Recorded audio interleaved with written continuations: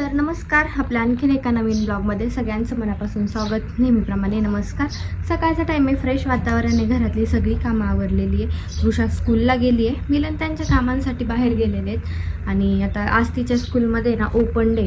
आता ती ॲडमिट होती त्या टायमिंगला ना, नवरात्रीच्या दरम्यान तिचे पेपर झाले. म्हणजे पहिला पेपर ज्या दिवशी होता त्याच दिवशी ती ॲडमिट होती. आणि मग त्याचे 2 पेपर तिचे गेले. मग हॉस्पिटलमधनं घरी आलो आपण डिस्चार्ज दिल्यानंतर. दुसऱ्या दिवशीपासून तिला आपण लगेच पेपरसाठी स्कूलला पाठवलं. म्हणजे मिलन घेऊन जायचे तिला 1 तास ती तिथे पेपर मॅडम तिच्याकडनं लिहून घ्यायच्या टीचर, आणि मग परत घेऊन यायचे. असं काहीतरी आपण 2-3 दिवस केलं. त्या दरम्यानचे ते ब्लॉग मी शूट केले नाही, कारण घरी आल्यावरती तिच्याकडे लक्ष देणं, परत हॉस्पिटलचं सगळं ते आवराआवरी बऱ्याचशा गोष्टी अशा होत्या. 2-3 दिवस घर पण बंद होतं, साफसफाई या गोष्टी झाल्या. तर मला खूप कमेंट आहेत जेव्हापासून मी तो ब्लॉग टाकलेला आहे. 1 मिनिट. आता मूषक सध्या आजारी आहे. मी कालच्या ब्लॉगमध्ये सांगितलं कोजागिरीच्या. त्याला आहे ना बाहेर फिरतो तो. आता दार उघडे दिसलं ना की बाहेर जायचं बघतो, आणि इथे खूप मोठे मोठे बोके आहेत. त्यातला एक बोक्या चावला आहे त्याला इथे मानेला. हॉस्पिटल वगैरे केलं आपण, जखम पण पूर्ण गेलेली, काहीच नाही त्याच्या अंगाला अशी जखम वगैरे किंवा काय, सगळं सुकलेले. नॉर्मल दात लागला होता त्याच्या मानेला, असं मान पकडली होती त्याची. पण तो छोटा पिल्लू असल्यामुळे तो घाबरलाय की काय काय माहीत नाही. पण त्या दिवशीपासून इतका शांत झालाय ना तो, अजिबात म्याव हा आवाजच नाही त्याच्या तोंडातून. कसं काय माहिती. हॉस्पिटल केले आपण, डॉक्टरांशी पण मी कॉल करते असं ओके, खातोय पितोय व्यवस्थित, पण अशी मस्ती आधीसारखी नाही, किंवा एका जागेवर फक्त झोपून असतो. ते लहान बाळं कशी घाबरतात तसं त्या टाईपमध्ये त्याला काहीतरी झालेलं आहे. आता ऐकतोय मी काय म्हणते काय नाही. तर जेव्हापासून मी तो आकाश दादांचा तो व्हिडिओ टाकला होता तृषाच्या आयडीला, माझ्या आयडीला, आपल्याला लाईव्हला येतात त्या आकाश दादा. तर बऱ्याच जणांना माहीत असेल, ज्यांना माहीत नाही त्यांच्यासाठी पुन्हा एकदा मी सांगते. त्या दिवशीच्या पण ब्लॉगमध्ये मी सांगितलं. आकाश नारायणकर ऑफिशियल अशी त्यांची आयडी आहे. अंजलीबाईंची आयडी पण बऱ्याच जणांना माहीत असेल, फेमस आयडी आहे. तर त्यांनी आता एक नवीन आयडी चालू केलेली आहे स्वामी समर्थांवरती. तर स्वामी समर्थ प्रचिती या नावाने. तुम्ही या दोन्ही आयडींना फॉलो केलं ना, तुम्हाला आहे ना स्वामींविषयी ज्या शंका आहेत, जे तुम्हाला जाणून घ्यायची इच्छा आहे ना, ज्या तुम्ही मला कमेंट करताना, आता तो व्हिडिओ टाकला मी, रील टाकली. लाईव्हला येतात दादा आधनंमधनं, आठवड्यातनं 1-2दा त्यांना जमेल तसं ते लाईव्हला यायचा प्रयत्न करतात. लाईव्हला यायच्या आधी ते मेसेज टाकतात स्टोरीला की 10 वाजता, 10चा टायमिंग आहे त्यांचा, की 10 वाजता मी लाईव्हला येणार आहेत.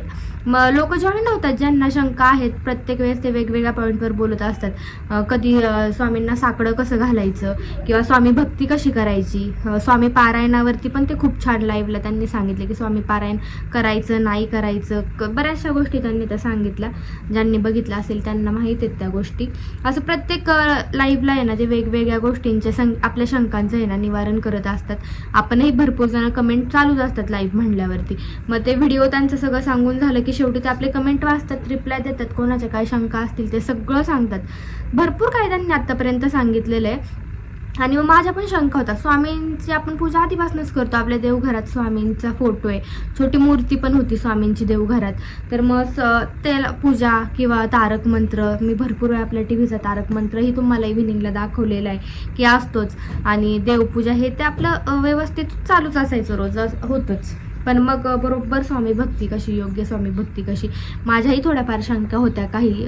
तर त्याच्यासाठी मला पण नक्की माहीत नव्हतं की मी बरोबर करते की चुकीचं करते. मग ते ऋषिकेश गेला होता. मी त्या दिवशी त्या ब्लॉगमध्ये सगळं क्लिअर केलं की दादांशी माझं कॉन्टॅक्ट कसं झालं, किंवा माझ्या शंकांचं निवारण कसं झालं सगळ्या, आणि मला मार्ग कसे सापडले, किंवा स्वामी भक्ती कशी करायला लागले, मी योग्य कशी करायला लागले. करत तर होतेच, पण बरोबर करणं हे महत्त्वाचं आहे. स्वामी भक्ती तर प्रत्येकजण करतो. आता हा व्हिडिओ बघणारे पण भरपूर जण स्वामींचं करतात, पण स्वामी सेवा ही ना बरोबर केली पाहिजे.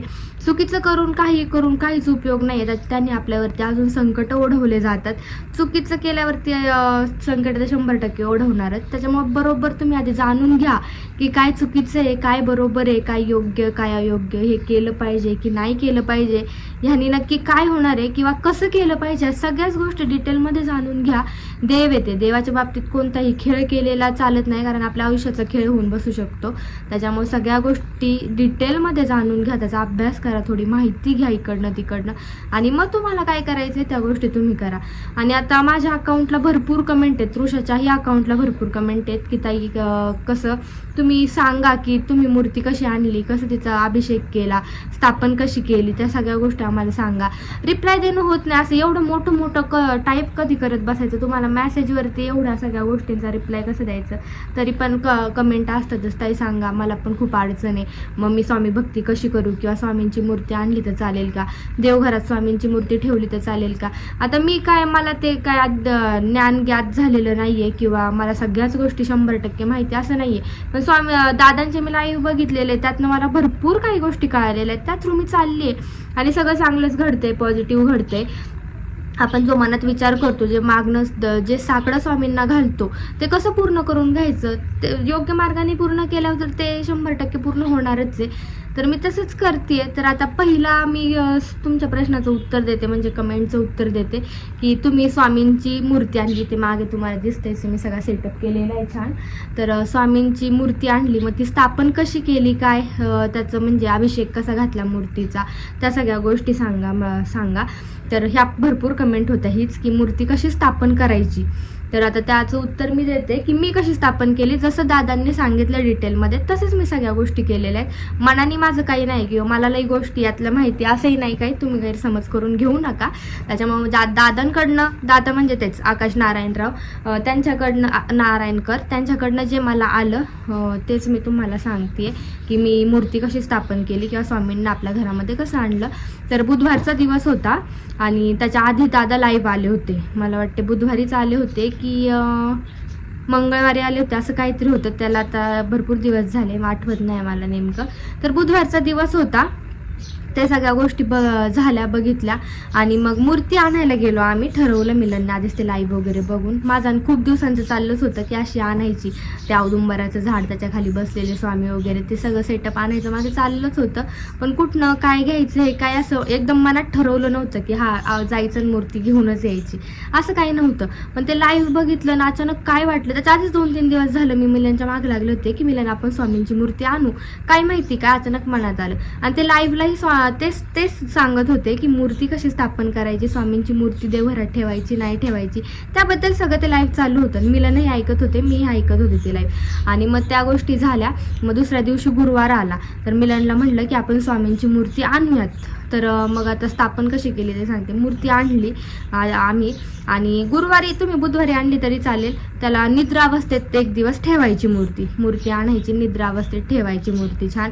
आणि दुसऱ्या दिवशी गुरुवारी येईल असं तुम्ही बघा, जर ज्यांना आणायचे त्यांना सांगते मी, बुधवारी मूर्ती घेऊन या, मूर्तीला निद्रावस्थेत ठेवा एक दिवस, जेव्हा तुम्ही आपल्या घरी आणाल त्या दिवशी.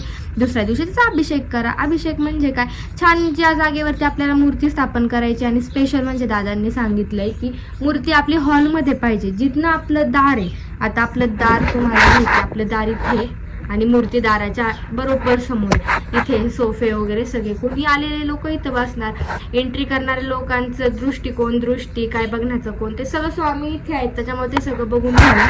तर असं काही सेटअप केलेलं आहे मी, जेणेकरून कॅमेरा, त्यामुळे मग स्वामींची मूर्ती मी इथे अशी ठेवलेली आहे हॉलमध्ये. आणि दादांनी स्पेशली सांगितले की हॉलमध्येच मूर्ती ठेवा, कारण कोणत्या लोकांची नजर कशी असती काय असती, स्वामींचं सगळीकडे लक्ष राहतं, आपल्यावरती वाईट परिणाम त्याचा होत नाही, आपल्या घरावरती होत नाही, स्वामी असतात त्याच्यामुळे देव सगळं काही बघून घेत असतो.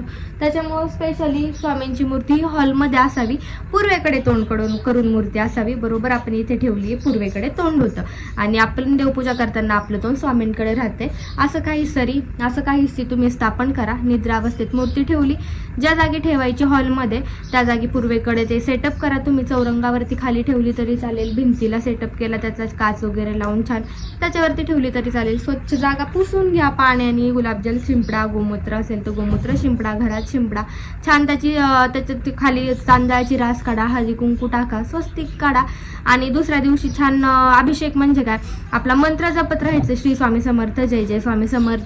त्या व्हिडिओमध्ये जसं दादांनी सांगितलं ते सांगते मी तुम्हाला, आणि मी जसं केलं तसं आपण जेव्हा स्थापना करायला सुरुवात करू, ती जागा पुसणं झालं म्हणजे ते जे सगळं काही करायला चालू करू, जप चालू ठेवायचं, आपलं नामस्मरण तोंडातल्या तोंडात कारण आपल्याला ते मंत्र येतात का पूर्ण, जे ब्राह्मण लोक म्हणतात ते अभिषेकाच्या टायमिंगला नाही येत.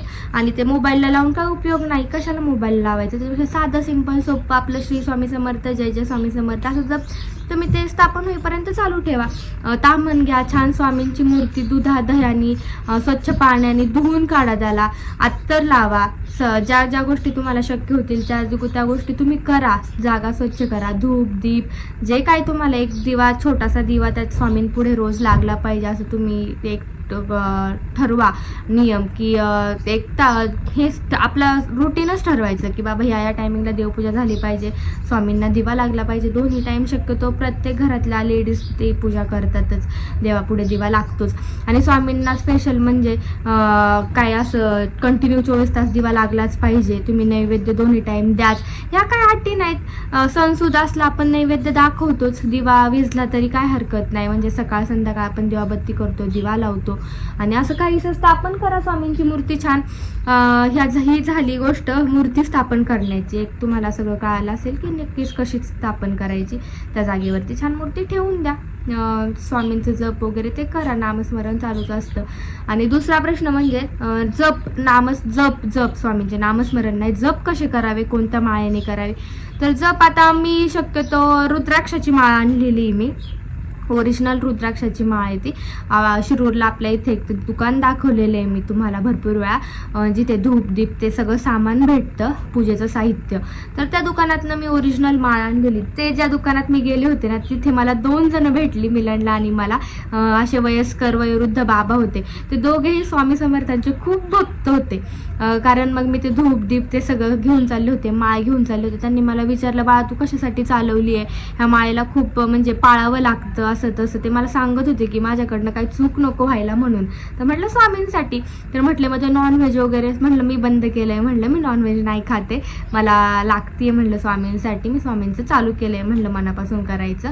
तर मग म्हटलं हां मग ठीक आहे असं तसं. त्यांनी खूप छान गोष्टी मला सांगितल्या. मला खूप असं छान वाटलं की बाबा आपण स्वामींचं घ्यायला गेलो आणि तिथं आपल्याला 2 स्वामी भक्त भेटलेत जे आपल्याला इतकं वयोवृद्ध होते ते, आणि छान मुलीसारखं समजून सांगतायत की मग नको बाबा हिच्याकडनं काय चुकी व्हायला असं तसं. तर मग त्या गोष्टी झाल्या. रुद्राक्षाची माळ आणली मी तिथनं आणि एक वाटी केली. तिथे तुम्हाला दिसत असेल स्वामींच्या समोरच वाटीमध्ये ती माळ वगैरे ठेवते मी. खाली बसते इथे जप करायला फरचीवर. हे खाली बसायला काहीच घ्यायचं नाही, खाली तसंच बसायचं. बसकर वगैरे तुम्ही काय पाठ भेटते तसल्या काहीच गोष्टी घ्यायच्या नाही, खाली बसायचं छान. आणि एक टाईम कोणतीही एक टाईम तुम्ही माळ जप करू शकता, जसं तुम्हाला जमेल. 2 टाईम जमलं तर 2 टाईम करा, 1 टाईम जमलं तर 1 टाईम करा. मी 2 टाईम करते, सकाळी ब्रह्ममुहूर्तावरती करते आणि संध्याकाळी आपल्या दिवाबत्ती झाली की 6-6:30च्या दरम्यान माझे जप चालू असतात. सकाळी पण तोच टायमिंग आहे, सकाळचा टायमिंग लवकर आहे. 4:30 ते 5:30 ते 4 ते 5:30 मध्ये जप झाले पाहिजे असं मी एक ते ठरवलेलं आहे माझा टाईम. त्यामध्ये मी 2 टाईम करते. पण खंड न पाडता 1.25 महिना तुम्ही करू शकता. एक आपली इच्छा मागण्यासाठी म्हणतो ना आपण, किंवा देवाला साकड घालण्यासाठी. साकड पण नाही म्हणता येणार, एक आपण गुरु बनवायचं त्यांना की मी मनोभावे तुझी सेवा करेल स्वामीराया, तू माझी आई होऊन माझा स्वीकार कर, गुरु हो माझ्या काही अडीअडचणी असतील ते मनोभावे मी तुम्हाला सांगेल, तुम्ही पूर्ण करा, मी सेवा करेल तुमची जसं होईल. आणि चुकलं माकलं एक लेकरू म्हणून पदरात घ्या. अशा काही आपण आपल्या मनातल्या भावना स्वामींजवळ व्यक्त करायच्या. 1.25 महिन्याचा ते जप करायचं, नामस्मरण करायचं स्वामींचं. 1 टाईम 1 माळ, म्हणजे ती खंड नाही पडला पाहिजे. 1 माळ तुम्ही कुठेही करू शकता, कुठे बाहेर गेलं तरी तुम्ही गाडीमध्ये ते जपमाळ करू शकता. आणि 2 टाईम तर आता मी ते ठरवलेलंच आहे की कुठे जायचं नाही, काही नाही. 1.25 महिना आपलं ते मला करता येईल 2 टाईम असं मी ठरवलेलं आहे. त्याच्यामुळे ते मला मी 2 टाईम ठरवले. तुम्ही 1 टाईमची माळ जप करू शकता छान रुद्राक्षाची. आणि रुद्राक्षाचीच माळ असावी असं काही नाही, पण मी आणली रुद्राक्षाची माळ कारण दादांनी जी माळ त्यांची दाखवली होती ती रुद्राक्षाची होती. म्हटलं ठीक आहे आपण आणायला काय हरकत आहे, आपल्याला भेटती तर, म्हणून मी रुद्राक्षाची आणली. बाकी कोणत्या माळेंनी करतात काय ते मला नाही माहिती. तुम्हाला कदाचित माहीत असेल तर मला पण कमेंट करा की बाकीच्या माळ्यांनी आपण करू शकतो नामस्मरण म्हणजे जप स्वामींचा की नाही. या गोष्टी. तर हा झाला दुसरा प्रश्न ज्याचं मी उत्तर तुम्हाला दिलेलं आहे साध्या सोप्या भाषेत, की जप कसे करावे. रुद्राक्षाच्या माळा आणायची, मी जी आणली आहे ती सांगते. खाली बसायचं, बसायला काहीही घ्यायचं नाही आणि छान आपला आधी गुरुर ब्रह्मा गुरुर विष्णू गुरुर्देव महेश्वरा गुरु साक्षात परब्रह्म तस्मै श्री गुरुदेव नमः असं म्हणून आपलं इच्छा म्हणायची स्वामींना, काय काय मी तुम्हाला जे सांगितलं, आणि नाम जप करायला चालू करायचं. ह्या प्रश्नाचं उत्तर तुम्हाला मिळालं असेल. आणि आता तिसरा प्रश्न म्हणजे स्वामींची मूर्ती देवघरात ठेवायची की नाही. तर दादांनी क्लिअर सांगितलेलं आहे. मी पर्सनल सुद्धा त्यांना मेसेज केला होता की स्वामींची मूर्ती देवघरात ठेवू नका म्हटले, कारण असे भरपूर आपले देवदेवता आहेत की ज्यांना आपले मासिक धर्म जो आपल्याला लेडीजला येतो तो चालत नाही. आपण शक्यतो त्या 5-6 दिवसात देवघराला हात लावत नाही, देवावरती आपली सावली पडू नये याची आपण मनापासून काळजी घेत असतो. पण स्वामींना या कोणत्याच गोष्टींचा काहीच असा तिरस्कार नाहीये की हा बाबा आपल्याला प्रॉब्लेम आला तर आपण स्वामींना हात नाही लावू शकत. उलट त्यांची पूजा नाही केली त्या काळामध्ये, त्यांना आपण सेवा नाही केली त्यांची, तर त्यांना जास्त राग येतो या गोष्टींचा. आणि हे दादांनी सांगण्याआधीही मला माहीत होतं, मी भरपूर ठिकाणी बघितलं होतं, कारण ती सिरियल लागायची स्वामींची. त्या सिरियलमध्येही क्लिअर सांगितलेलं या गोष्टीबद्दल की तसं काही स्वामींना त्या गोष्टींची कुठलीही स्वामींना अडचण नाहीये की ती गोष्ट असली तुम्हाला तर तुम्ही मला हात लावायचा नाही, माझी पूजा करायची नाही, असं काहीही म्हणणं स्वामींचं कुठंच नाही. कारण पवित्र ती गोष्ट आहे, सगळेच जण त्यातून जन्माला आलेले आहेत, त्याच्यामुळे स्वामींना ती गोष्ट चालती. बाकी देवदेवतांना काहींना ती गोष्ट चालत नाही, देवी असतात काही, ते भरपूर काही गोष्टी असतात, त्याच्याबद्दल मला काही माहीत नाही. पण त्यामुळे स्वामींची मूर्ती देवघरात न ठेवता आपण बाजूला ठेवून स्वामींची पूजा करायची, कारण स्वामींच्या पूजेमध्ये खंड नाही पडला पाहिजे, रोज स्वामींपुढे दिवा लागला पाहिजे, त्यांची प्रार्थना झाली पाहिजे. त्याच्यामुळे स्वामींची मूर्ती बाजूला ठेवा आणि पूजा करा, देवघरात ठेवू नका. दादांचंही स्पष्ट म्हणणं आहे हे. आणि मग आता त्या थ्रू मला कळालेलं आहे, त्याच्यामुळे आपण हे चालू केलं. आता बाजूला ठेवलेली मूर्ती देवघरामध्ये आपण मूर्ती वगैरे त्या गोष्टी ठेवलेल्या नाही आहेत, असं काहीसं आहे. तर अशा 2-3 गोष्टी होत्या ज्या याच 2-3 गोष्टींचं मला फिरून कमेंट होत्या की ताई पूजा कशी करायची सांगा, स्वामींची स्थापना कशी करायची सांगा, जप कशी करायची सांगा, कोणत्या माळ्याने करायची सांगा, देवघरात मूर्ती ठेवायची की नाही ते सांगा. हे असे 4-5 गोष्टी होत्या ज्यांचे सारखे फिरून कमेंट होते. कारण ह्या गोष्टी मीही शोधत होते, असं मला पण वाटत होते बाबा आपल्याला कुठून भेटेल, कुठून मला योग्य ज्ञान मिळेल, कुठून कळेल की कशी पूजा करायची, कसं काय करायचं. आणि तुम्ही तेच तळमळीने विचारताय. खूप ताईंचे मेसेज आहेत मला, ताई तुम्ही प्लीज सांगा मला, दादांना विचारून सांगा, तुमच्या कमेंटला दादा लगेच उत्तर देतील. कारण तृषाच्या अकाउंटला त्यांनी फॉलो केलेले आणि तृषाचे ते रील्स आहेत, भरपूर स्वामींचे रील्स आहेत, ते त्यांना आवडतात, त्याच्यामुळे ते लाईक करतात, बघतात, त्याच्यामुळे कमेंट केलं की देतात शक्यतो रिप्लाय. असं नाही की दादा कोणालाच रिप्लाय देत नाही किंवा काही नाही का, देतात, सगळ्यांना रिप्लाय देतात, कमेंटला लाईव्हला येतात. त्यांनाही ज्या कमेंट पटपट जातात, एकतर ज्या कमेंट वाचता येतात त्या कमेंटला ते रिप्लाय देतातच, असं नाही की इग्नोर करतात. सगळे स्वामी भक्त त्यांना सारखेच आहेत, असं काय आवड निवड नसते त्याच्यात. तर मग त्याच्यामुळे ह्या अशा काहीशा गोष्टी आहेत ज्या मी तुमच्याशी शेअर केलेल्या आहेत की कसं करावं, काय करावं, जे मला दादांनी सांगितलं, दादांकडून आलं, जे मी सुरू केले तेच तुमच्याशी शेअर केलेले. मनोभावे करा, सगळ्या गोष्टी सुरळीत होतातच. आणि कुठलंही चुकीचं काही करत बसू नका. जे तुम्हाला ज्ञान 100% आहे ना, जे बरोबर आहे त्याच तुम्ही गोष्टी करा, काहीही नका करू. कारण त्यांनी उगाच उलटं काही होण्यापेक्षा, वाईट परिणाम आपल्यावरती, आपल्या फॅमिलीवरती होण्यापेक्षा, अजून निगेटिव्हिटी येण्यापेक्षा आहे ना, त्या गोष्टी करू नका. आधी त्याचं ज्ञान घ्या आणि मग सगळं काही तुम्ही चालू करा. आता तसंही मी आता माझ्या भाषेत, सोप्या भाषेत आपल्या तुम्हाला बऱ्याचशा प्रश्नांची उत्तरं द्यायचा प्रयत्न केलेला आहे. तरी पण काय कळालं नसेल तर तुम्ही विचारू शकता. आणि मला हे काय ज्ञान ज्ञात नाही झालेलं, मी तेच सांगितलं तुम्हाला. फक्त मी जे करते, आता तुम्ही विचारताय मला म्हणून मी तुम्हाला सांगते की योग्य कसं करावं, काय करावं. आणि हे काय मला माहीत नव्हतं, जे दादा सांगतायत त्यांच्या थ्रू मी चालली आहे, माझं चांगलंच होतंय. तर मग तुमचंही का नको चांगलं व्हायला, तुम्ही त्या गोष्टी करा, मनोभावे केलाय ना, मनाच्या तळमळीने, तर नक्की सगळं काही योग्य होतंय, चांगलं होतंय. चुकीचं काही करू नका. आणि यात अजूनही तुम्हाला काही प्रश्न असतील, काही कळालं नसेल तर तुम्ही कमेंट करा मला रिप्लाय देणं शक्य झालं थोडक्यात तर मी नक्की देईल, 100% प्रयत्न करेल रिप्लाय द्यायचा. आणि अजून एक कमेंट होती की तुम्ही 5 वाजता उठता का, तर 5ला नाही, मी आधी 5चा गजर लावायचे, मग 15 मिनिटात आंघोळ वगैरे त्या गोष्टी करायच्या आणि पटकन आपलं नामस्मरण ह्या गोष्टी चालू करायचे, ते जप. तर आता मला ते खूप घाई गडबड झाल्यासारखं वाटतं, तर मी 4:30चा अलार्म लावते. आता 4:30ला उठते मी, म्हणजे निवांत सगळं होते. आपले दारातले दिवे लावून होत आहेत, तो खूप काळा काळाभोर अंधार असतो. दारातले दिवेस मी खूप भीत घाबरत लावते, स्वामी असतात पण बाहेर खूप काळाभोर अंधार असतो 4:30ला. तर मग ते दिवे लावायचे. त्याच्यानंतर आपली किचनमध्ये देवघर आहे आपलं, तिथेची दिवाबत्ती करायची छान. वक्रतुंड ओमभूत त्या सगळ्या गोष्टी म्हणायच्या, 2-3 मंत्र. आणि त्याच्यानंतर स्वामींची पूजा, दिवा. आणि ते झालं की मग नामस्मरण. त्याच्यामुळे सगळा टाईम 4:30च्या 4:15च्या आधी सगळं कवर होऊन जातं. त्याच्यामुळे मी आता थोडं लवकर उठते, कारण ब्रह्ममुहूर्ताचा टायमिंग मला पण नव्हता माहिती की किती काय असतो, कसा असतो. तर मी दादांच्याच लाईव्हला कमेंट टाकली होती तृषाच्या AC वरून, त्यांचा रिप्लाय आला होता 4 ते 5:30च्या दरम्यान. 3:30 ते 5:30 का 4 ते 5:30 असं काहीतरी त्यांनी सांगितलं. तर मला तेवढं 5:30चा टायमिंग लक्षात राहिला की 5:30ला एंड होतो ब्रह्ममुहूर्त. त्याच्या आधी मग मी ते 5:15च्या आधी ते उरकून घेत असते माझं जप वगैरे त्या सगळ्या गोष्टी. तर असं काहीसं आहे. तर तुम्हाला काय आता शंका वाटते की याच्यात मला सांगा. तर चला, हा आजचा छानसा ब्लॉग आपण इथेच एंड करू. असेच छान छान फॅमिली ब्लॉग घेऊन भेटूयात उद्या पुढच्या ब्लॉगमध्ये. असंच चॅनेलला कनेक्ट राहा, खूप सारं प्रेम द्या. बाय.